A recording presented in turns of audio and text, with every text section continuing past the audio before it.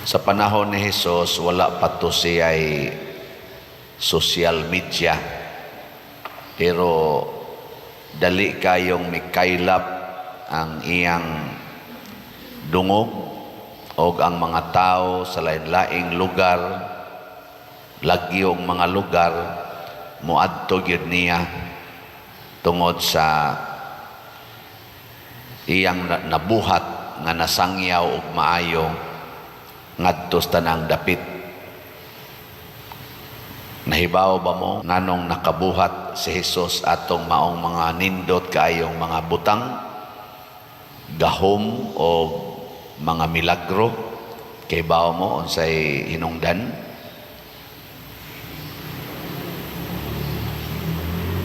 Ilingi ay mong tupad. Inaganahan kang maparihan ni Jesus. Kanabang ang mga tao, dugokon ka ba? Gukoron kag sag-asa ka padong. Ang hinungdan, kung ato yung sundon ang kinabuhi ni Jesus, bisan sa wala pa ni moabot ang kasikat niya, gipuy-an niya 13 ka kinaiya or mga hiyas. Una, kining kakabos. Kabos kayo si Jesus. Mao nay una niyang gipuy-an. Ikaduha, ang pagkaway sala. Kining gitawag natog purity of heart.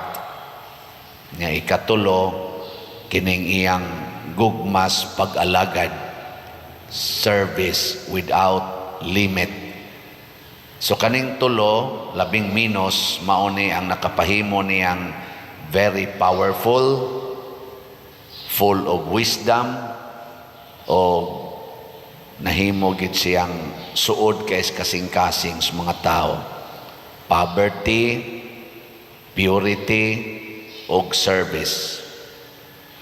Ilingay mong tupad. Ing nanaa ka na. Naa ka ng tulok. Kung nga to ganing huptan, o sukwahi gani aning tulo, mahimo gitang kabugat sa mga tao. Horrible ang atong kinabuhi ngadto sa uban. Makahadlok ba? Makapaislag, makapawagtang sa mga tao, makapabungkag sa mga tao. Mao to ang mga yawa nga naghapa-hapa. Ang giyawaan ba? Nihapa. Singgit pagyod nga ikaw ang anak sa Dios. Gidid-an gyud ni Jesus sa pagsulti. Nganong gidid-an man sila ni Jesus sa pagsulti? Tungod kay wa sila aning tulo kanang poverty, purity o service. May ragid sila sa sulti pero wa sila aning tulo. Muna sa unang pagbasa, bisan tuod hari si Saul pero wa man siya aning poverty, purity o service. Gilupigid siya ni David. Si David kay naaman siya ani kakabos, kalimpyo sa kasing-kasing o sinsirong pag-alagad. Aporting sikatang David. Gusto na hinoon siyang patyon sa iyang hari nga gialagaran. Ingon ana ka grabe ang mahitabo sa tao nga wa aning tulo. Gitawag ni siya og sa among version sa mga religious life, gitawag ni siya evangelical council.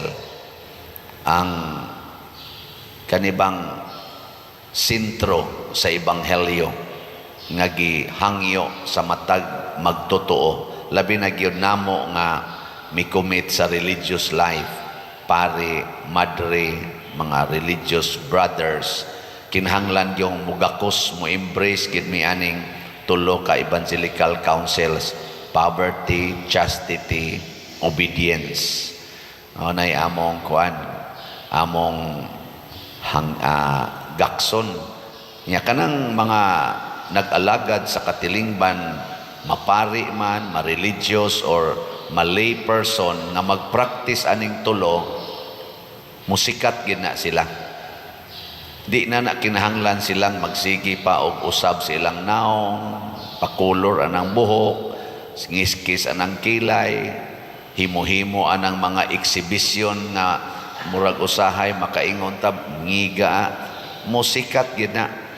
Nya ang mga tao sad nga mukontra ani mahimog yung kahadlukan sa katilingban. So kanang mga tao nga magsigig pangandoy nga madato, kanang madato gyud ba? Kwarta gyud hunahon sa madugay sa madali mahimo gyud ng kahadlukan nga tao.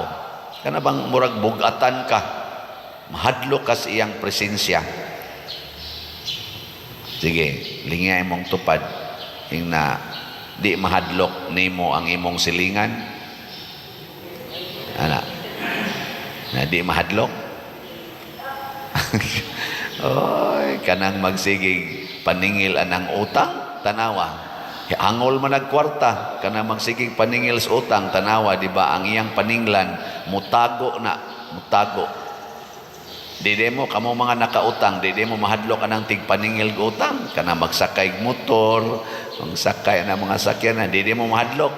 Oy, kulbaan mo, ikadungog ni mo stingog, muradyog ka, kakitag yawa. Kulbaan kag maayo. Pero kanang magsigig hatag og kwarta, magsigig hatag nimong kwarta, unsa imong bation? Ikadungog nimo stingog. Sus, murag gyud kag nakakitag anghel. Mo na siya. Mao bitaw na dinhi kanang di gyud mo palit og slot, mahadlok sa ta magtan-aw.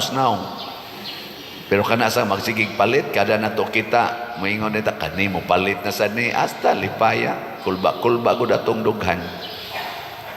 Ana.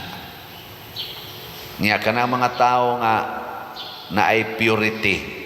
Kana bang tao nga dili bitaw biased, dili magsigig hisgot sa imong mga apan, magsigi ra gyud dawat nimo isip tao nga iyang gihigugma. Kana bang magsigig ingon nimo maging sino ka man mamahalin kita, malipay mo ana.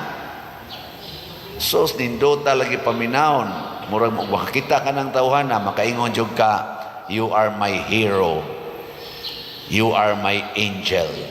Pero kana ganing tao nga impure kayo kasing-kasing, hugaw kay kasing-kasing, magsigig tan-aw sa imong bati, kada nimo buhat og nindot bati gi iyang makita. Sos makakita kas naong anang tawhana, murag yung lami kayong patyon.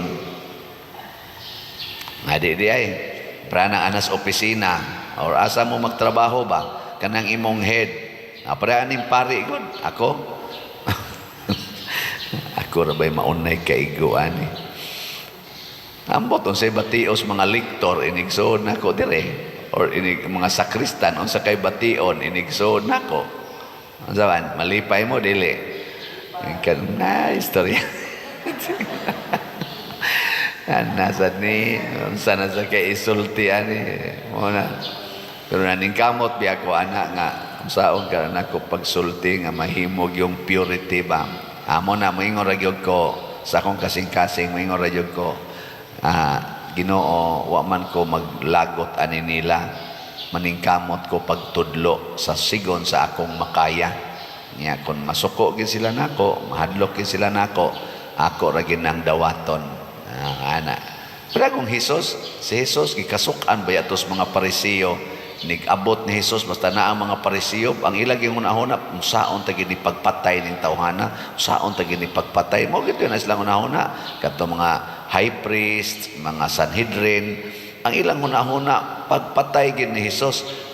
Pero ang ubang mga tao nagsigig pangita ni Jesus. Siging hangyo nga tudlu'i mi, sultihi mi, maubitang inigwali ni Jesus. Linibog na katao, mapiit gud siya sa tao. Pero ang mga Parisiyo, kadtong mga buangon nga mga tao nga naagid sila'y garbo, siging paningkamot og patay niya. Naa masagina, nana. So ato sana siyang dawaton. Dili ta magsigig unahuna og bati ba, mo na gitawag og purity. Nya kanang taong kusog kay mo alagad, kana bang tao nga ang tanan nimong panginahanglan naagid siya ikatampo. sa imong panginahanglan. Nya di siya mangayog bayad. Unsay bation nimo anang klasehas tao, baka kita ka, malipay ka o mahadlok. Sus, kanindot ana, kanang moalagad yun, pero kanaging taong tapulan, sus, kakita ka, lami kayong dauban. Sa inyong balay, pananglitan, kanang imong anak na porting tapulan na, ug mo na mo suod sa inyong balay, malipay ka. Nya inigso dito, yaka din anang computer, yaka din anang cellphone, sige cellphone.